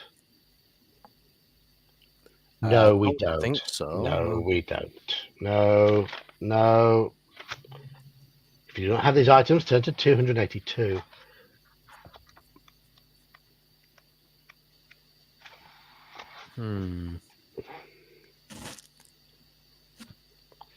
Assault on the area of the Dark Lord. Indeed. You leave the bell tower and make your way down towards the sentry, at first dodging from one turret to the next. It's easy for you to remain unseen. However, for the final 30 yards to the landing platform, there is no cover. The platform and the palace roof are linked by an exposed gangplank. If you are to overpower the sentry, you must first cross the gangplank undetected. If you have the Kai discipline of mind over matter, which we do, turn to 295. I was expecting camouflage for some reason. Whoa, whoa, whoa, whoa, camouflage. Have you ever heard that song, Iman? Can't say it rings a bell. Chat, Stan Ridgway, Camouflage from the 1980s. Hopefully you all know it. No. You don't? Mhm. It was a massive hit over here. Well, I've never heard of the song, but I Um, remember the title.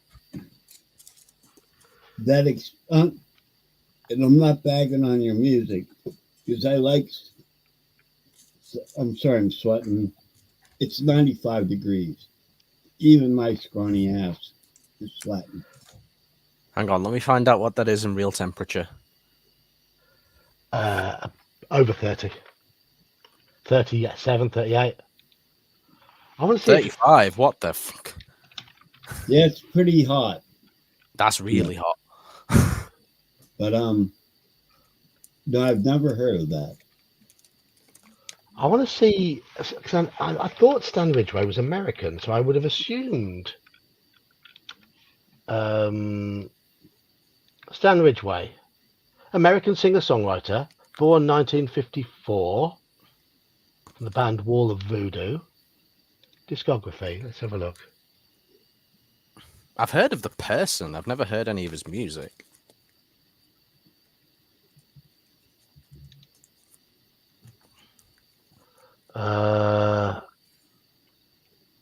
How did Camouflage do in the charts? Singles, Camouflage. Oh, it wasn't a hit in America. That's why. It reached number 4 over here. Well, how did he spell it? Is that why? Oh, Because I Camouflage. think Americans don't put the U in it. I think There they you do. go. They say camouflage. We say camouflage. Color. What? We say color. They say color. Oh, right. Kolawa. However, yeah. Yeah.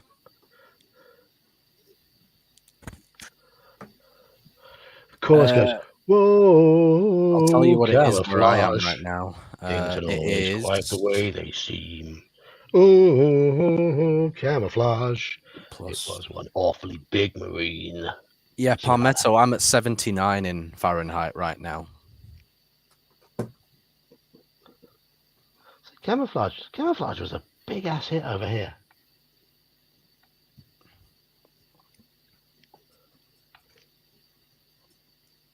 Didn't even enter the chart in the US, yeah. So yeah. Must have been because he put the U in it and they didn't know what the word meant. That's funny right there.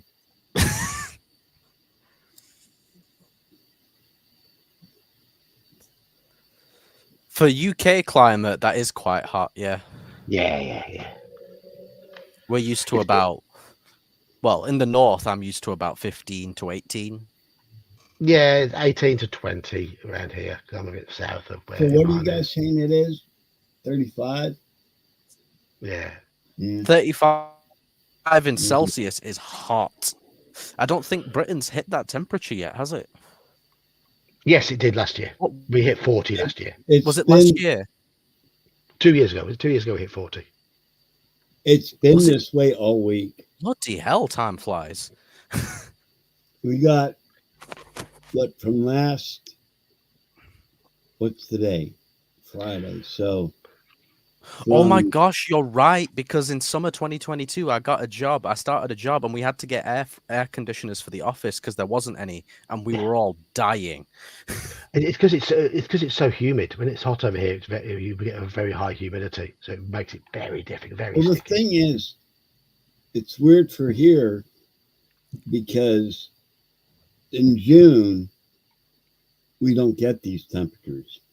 We get these in August. It's the weather pattern. So, and I really don't mind the heat.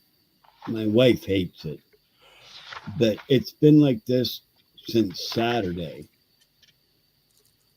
And I got another 4 days of it in my garden. My If it garden was is hot and dying. dry, it'd be fine. Because it's Yeah. hot and humid, you can't breathe. Well, I can't keep up with my garden. I can't keep it wet. That's what sucks. It was doing really good, and now everything's dying. UK record temperature is 40.3. Wow. Yeah, Yeah. that was 2 years ago. 2 years ago. Well, I don't Um, think it got quite that hot up in the north. No. That would think it might have probably been- be like close to I think London. it might have wouldn't been Lincoln, and I thought it was Lincolnshire that had the highest. It's so flat and open. Probably. But yeah, I think it got to like 32, 33 up here. Yeah, RAF Königsby, Lincolnshire. Yeah. Yep. Okay.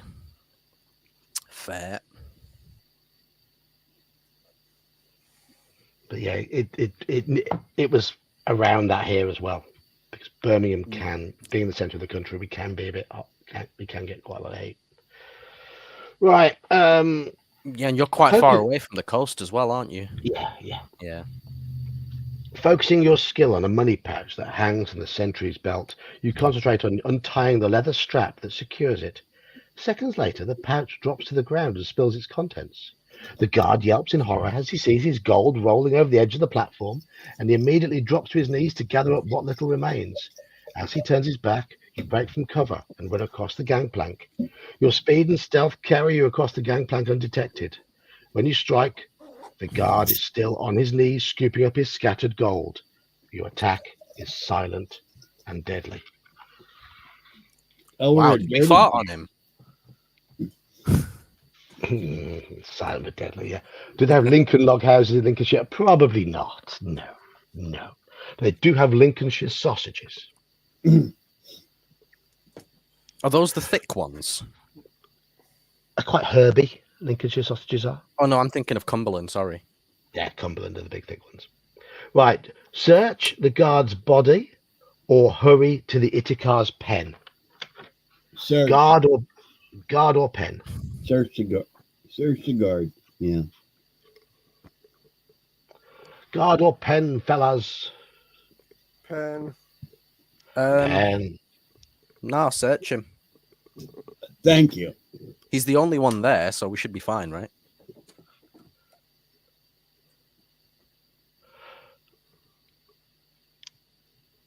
Loot the body. Loot the body. That's funny. That is.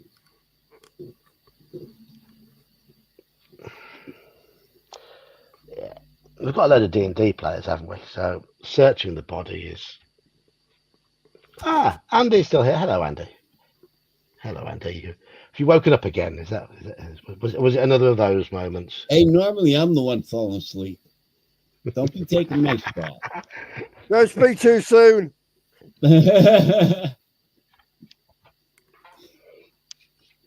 Right. Yeah, we are searching him, more or less.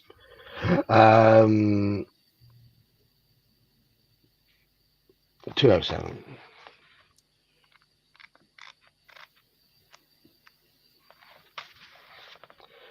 You discover little of great interest, only 8 gold pieces, a belt pouch, and a brass whistle. Okay. Give a little whistle. So we've got a pouch, a whistle, and 8 gold pieces. Okay. Suddenly a noise alerts you to unwelcome company.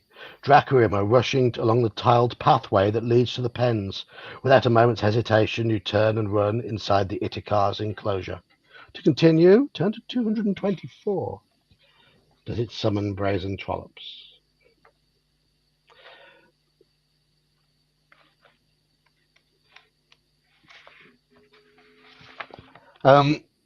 At our gaming session on Monday, I recorded a second Mike video with him eating a hamburger rather than a hot dog.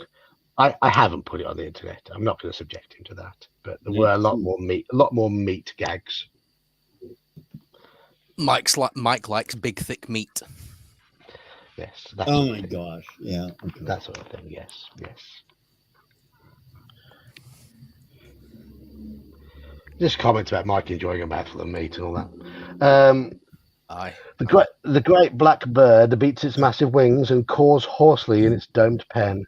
Two black eyes, fierce and cold, fix you with a deadly stare as you edge nearer to its perch. Grabbing the saddle pommel, you haul yourself up, but suddenly there's a flash of razor-sharp talons. Instinctively, you shield your face as a glint of orange sunlight is caught on the Itikar's curved beak. Its huge claws slash the air barely inches above your head. If you have the Kai discipline of animal kinship and wish to use it, turn to 308. Let's go.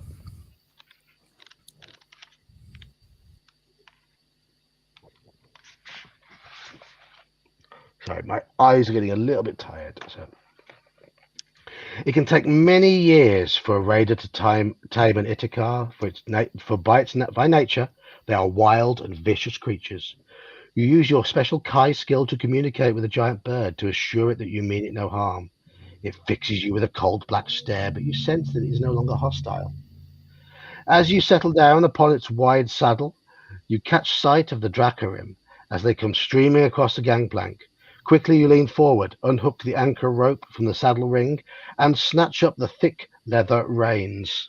And just in case anyone wants to clip anything from this stream, Mr. Baker has just said he's not fussy as long as a good, tasty sausage. That's what my wife said.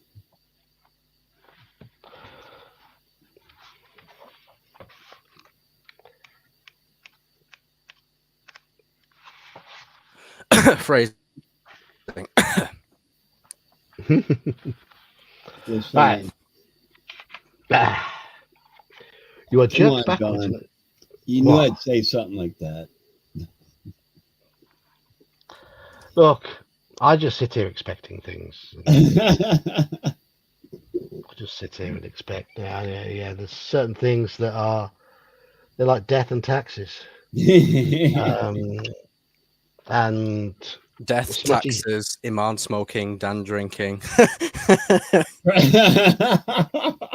Dan talking about enjoying wedding cake. Yeah. Just bear with me 1 second. I'm going to switch over to my phone. No, I'm going to continue. Okay. You are jerked backwards in the saddle when the powerful Itikar leaves its perch. It shrieks and caws, and its wings beat as loud as thunder. A handful of Dracarim are scattered like rag dolls when the great black bird emerges from its pen and takes to the sky.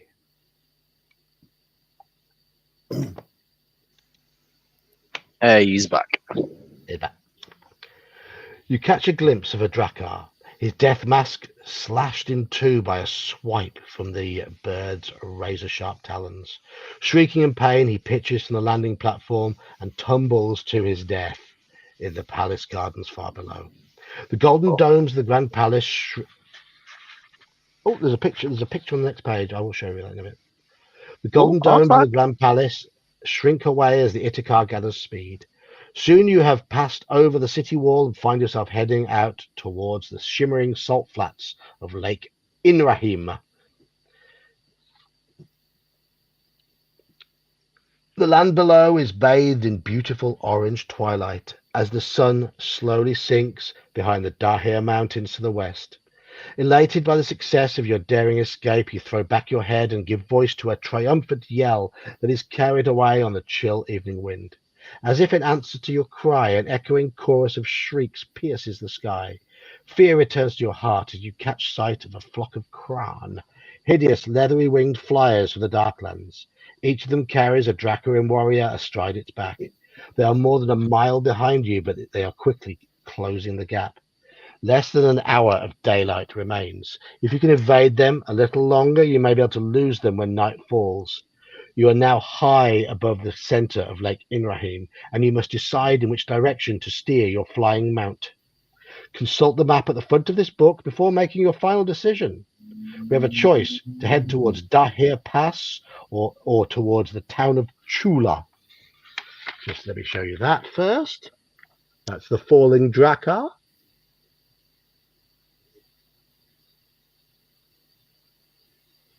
There he is, tumbling away. What are our choices? Sorry. The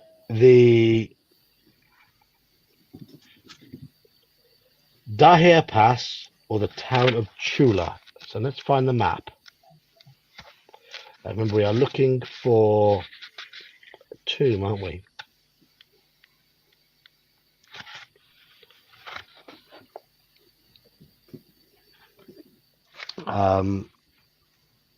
We are at 343, so remember that number. Okay. Right. That's the map.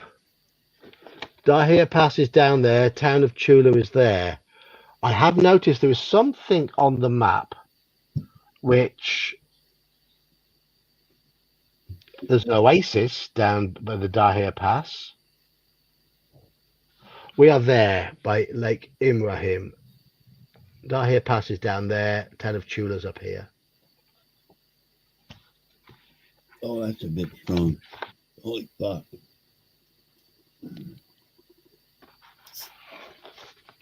So, Dahir, south of the Dahir Pass or north of the town of Chula? Sure. Chula is close by. Dahir Pass is further away. So we have a Chula. What else? Any other votes? So Joker's voted for Chula. Which I'm way are we going to supposed go to with Joker. go? North. Okay. Near, far, near, further away. Squirrel Hermit has gone for the pass. Jeb has gone for the pass. Thanks for Jing has losing, gone for the Joker. pass. Bastard. Your wrong might owe child support in Chula. Andy says north. So Chula's back in the lead, 4-3. Brian makes it 4-4.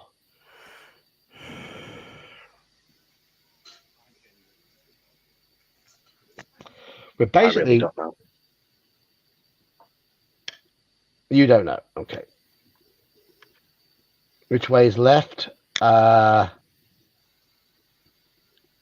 depends which way we're facing.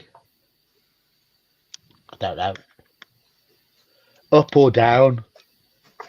Palmetto pushes the pass into the lead, so it's 5-4 now. Oh, hang on. Pass. 1, 2, 3, 4, 5,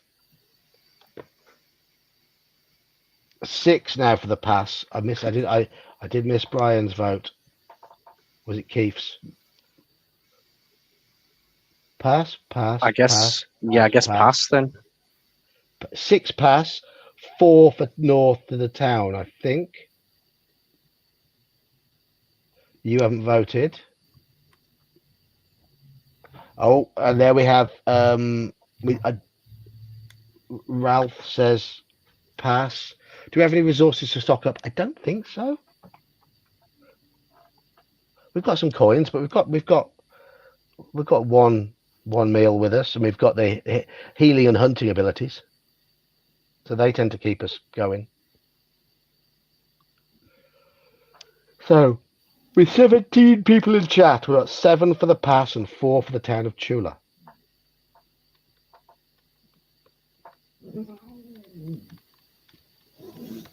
I'm going to count it down. We have 6 minutes left of the stream, by the way. I've got an early start in the morning, so I'm not going to let this one go past right up to midnight again, unfortunately. Understandable.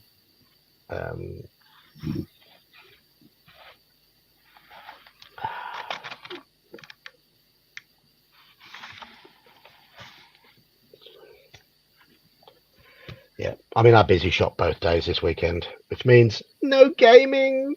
And I have to hurry back to run the MERP game tomorrow, and I'm going to be really busy. and by Sunday night I'm going to be shattered. So, fun and games. Okay, south towards the Dahir Pass. 264.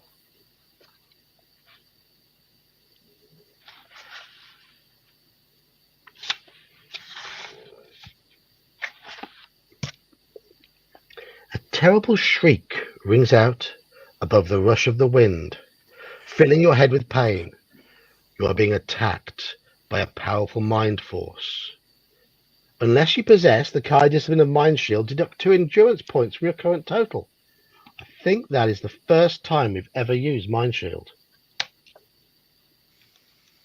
So, Hello, Nerds Nerd. The Itikar shudders and frantically twists its head from side to side as the shriek rings out again. You sense that this great bird is in agony as it is racked by the mind blast. As you glance over your shoulder, your stomach becomes knotted with fear. A Kran is swooping down to attack you. On its back is the source of the mind blast. It is a Vordak, one of the undead, a hideous lieutenant of the Dark Lords of Helgadad. As the Kran streaks towards you, the Vordak spreads its red-robed arms and leaps from the saddle. It lands behind you, astride the Itikar's back, its skeletal fingers sunk deep into your mount's feathered flesh. The shock of its impact throws you forward and the reins slip from your hands. The giant bird screeches in horror and pain as the Vordak's grip paralyzes its spine. You must act quickly, for the Itikar is now plummeting in a spiral towards the salt plain of Lake Inrahim. If you possess the Summer Sword, turn to 315, which is what we will do after I've shown you a picture of the Vordak.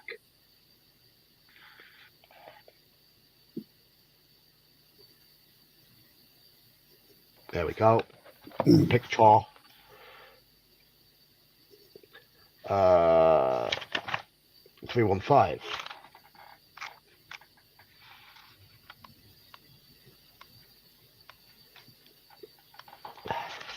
As you unsheath the Summer Sword, a vivid golden flame ignites along its blade. The Vordak shrieks in horror, its blood-drenched bony fingers clawing for a black iron mace which hangs from its belt. It raises the mace to parry your blow, but the Sun Sword shears through the black iron haft, and a splash of blue flame erupts in its wake. You strike again, curving the golden blade around in a great arc. It bites into the Vordak's neck, cutting cleanly through its unnatural body, severing it diagonally from collarbone to hip. A sickening, acidic smell chokes your throat as a fountain of green slime erupts from beneath the sundered red robe. The Vordak crumbles and topples from view, its dissolving corpse hissing like a nest of snakes as it spirals down towards the salt plain of Lake Inrahim. Sheathing your sword, you grab the reins and fight to control the injured mount. You've slain the Vordak, but the battle is not yet won. The Itikar is losing a great deal of blood. It could fall into unconsciousness at any moment and drop you like a stone. Then you spot something in the distance. It is an extraordinary and wholly unexpected sight. Ooh. Ooh, I'm tempted to stop there and have that as a cliffhanger. You're an ass, John. Why not? No. Saying that in all due respect. Emerging from a bank of cloud on the skyline, you see a flying ship. It's a small craft, no bigger than an Unaram river barge with 2 triangular sails swept back either side of its curving prow. In the fading twilight, you can make out a long pennant that flutters from its mast. A faint humming reaches your ears. Your first reaction is one of disbelief. What you are seeing must be a trick of the light, or some fiendish illusion created by the Dark Lords. However, as the ship glides nearer, your senses tell you that it is not a mirage. Indeed, it is quite real. If you have ever visited the ruins of Aronas in a previous Lone Wolf adventure, turn to 336. That's our breakpoint. We're at 221. Going to 336. There we go. I have made a note as it ticks to quarter to the hour, which means we have reached the 2 hours on the stream. And that is where we did visit those ruins. Yes, we did. Ruins of Ronas. Yes. So it's a good evening, gentlemen. Yeah, it has been a good evening. I'll see some of you tomorrow morning.